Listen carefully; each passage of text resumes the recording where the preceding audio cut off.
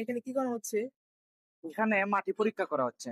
একটি 5 তলা আবাসিক ভবন নির্মাণ করা হবে। মাটি পরীক্ষার জন্য কি কি জরুরি?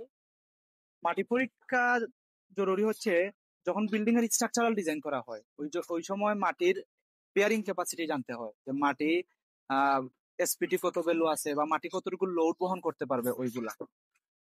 মাটি পরীক্ষার জন্য আমাদের কি কি বিষয় খেয়াল রাখতে হবে? মাটি পরীক্ষার সময় কিছু বিষয় খেয়াল রাখতে হবে, যেমন প্রথমত হেমারের ওজন ঠিক আছে কিনা। দ্বিতীয়ত হচ্ছে ওরা যখন লোড টেস্ট করে ওই ক্ষেত্রে ওইটা 2.5 ফুট বা 30 ইঞ্চি উপর থেকে ছাড়তেছে কিনা, আমরা একটু পরে এটা খেয়াল করব। আর হচ্ছে সঠিক পজিশনে বা জায়গা অনুযায়ী বোরিং করা হচ্ছে কিনা। যেমন সাধারণত যদি আমাদের জায়গার পরিমাণ বেশি হয় ওই ক্ষেত্রে আমাদের বোরিং এর পরিমাণ বাড়াতে হবে, ওইটা একটা নিয়ম আছে।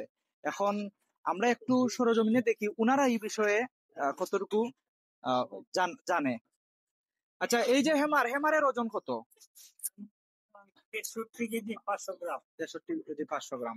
আর যখন আপনারা লোড টেস্ট করেন ওইটা কতটুকু উপর থেকে ছাড়েন? 30 ইঞ্চি। 30 ইঞ্চি।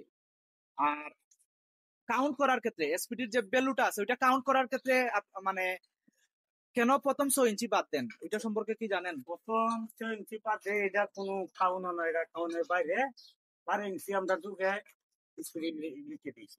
এখন কত ফিটে আছেন বোরিং যে করতেছেন? 50-এ। আর এটার ডায়ামিটার কত, মানে যে বোরিং যে করতেছেন এটা কত ইঞ্চি ডায়ামিটার?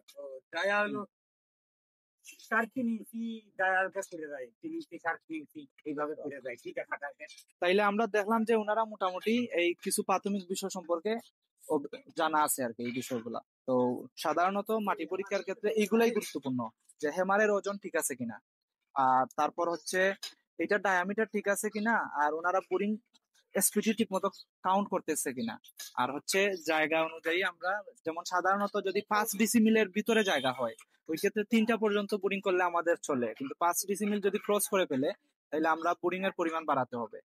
সিমিলারলি যদি আমরা আবার 7-8 ডিসিমিল বা 10 ডিসিমিল যায় তখন বিল্ডিং এর পরিমাণ আরো বাড়াতে হবে। এবং বিল্ডিং যদি 5 তলা কিংবা আরো বেশি হাইরাজ হয় ওই ক্ষেত্রে আমাদের এখন 50 ফিটে আছে, আমরা 60 ফিট পর্যন্ত আপাতত দেখবো আমাদের ওভার স্পিডি যখন আসে।